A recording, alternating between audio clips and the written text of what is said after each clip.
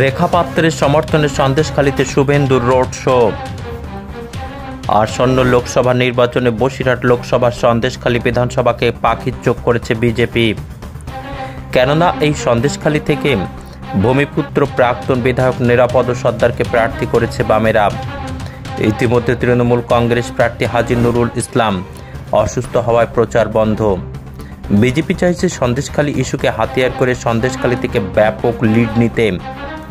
আজ উত্তর ২৪ পরগনা জেলার বসিরহাট মহকুমার বসিরহাট লোকসভা কেন্দ্রের বিজেপি প্রার্থী রেখা পাত্র সমর্থনে রাজ্যের বিরোধী দলনেতা শুভেন্দু অধিকারী সন্দেশখালীর কানমারি থেকে রাজবাড়ী পর্যন্ত রোড শো করলেন প্রার্থী রেখা পাত্র ও দলীয় কর্মী সমর্থকদের সঙ্গে নিয়ে।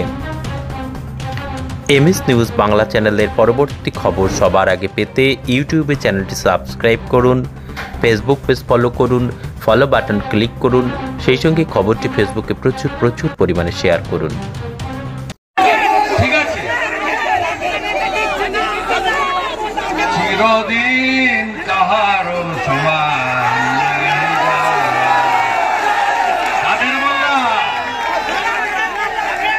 আপনার বাপ শাহজাহানকে দেখে একটু শিখুন। পৃথিবীটা গোল।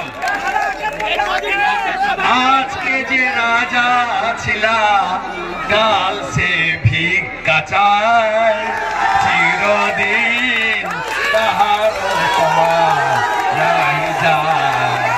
তাই তো সব হবে, সব। বাঙালির পয়লা বৈশাখ, আজকে শুভ দিন, বাসন্তী পুজো, মা অন্নপূর্ণা পুজো, আজকে মহাষষ্ঠী। আমরা আজকের দিনে মাথায় গেরুয়া ঠিক লাগিয়ে হাঁটলাম।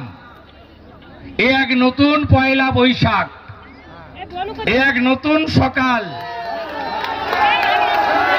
এখানকার প্রধানমন্ত্রী, তথাকথিত প্রধানমন্ত্রী কলার নাড়াতেন, আর থানায় গেলে বলতো শাহজাহান ভাইকে জিজ্ঞেস করেছো? এখানকার গাছ পাতা লতা জল আকাশ আগুন সব ছিল কে? মমতার আলালের দুলাল। শাহজাহান এখন কোথায়?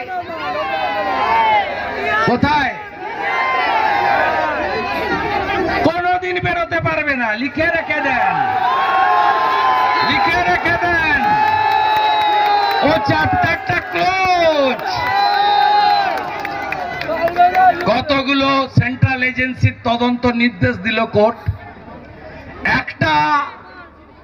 একটা ইডির উপরে হামলা, তারপরে প্রায় 400 অ্যাপ্লিকেশন আপনারা করেছিলেন,